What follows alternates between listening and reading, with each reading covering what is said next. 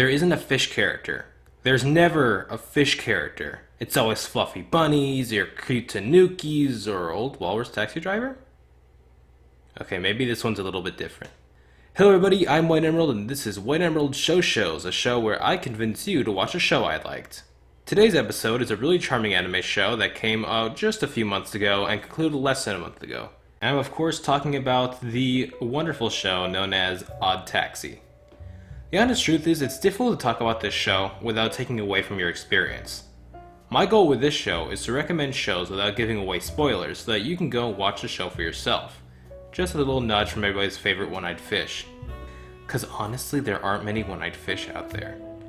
And with a show, I wouldn't dream of wanting to ruin the experience. What you should know is that this show is a complex mystery with complex characters and they're all animals. It follows Otokawa, who is a walrus taxi driver in an animal utopia. After the disappearance of a cat girl, Otokawa is placed under suspicion for being the last person to see her after giving her a ride to her final destination. With the police investigating and some dangerous characters getting involved, Otokawa gets wrapped up in the mystery of what happened to that girl that fateful night. There's also a bunch of wacky characters whose personalities are reflected beautifully in the form of visuals.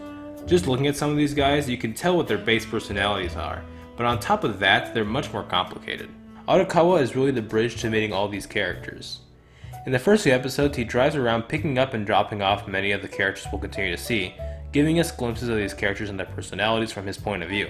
It's one of those shows in which all the characters live very independent lives with their own problems, but it quickly all becomes wrapped together into a very connected story. The show is really good at making a complicated mystery with familiar presentation. While the twists are extremely surprising and unexpected, it's actually pretty easy to follow. The story doesn't get needlessly complicated, telling a mostly straightforward story that helps you keep track of the information and facts for the overall mystery. If you're someone who likes mysteries and more than anything, likes solving mysteries that are well thought out, this is definitely a show for you. And of course, if you like Zootopia, this story has animals in it. Why not consider checking out this show for yourself? The first episode is completely free to watch on YouTube, provided by Crunchyroll itself, so it's totally legal. What, you still aren't ready for the commitment? Okay, I'll give you one easier. Try watching just the opening of the show, and I dare you not to fall in love with this jazz.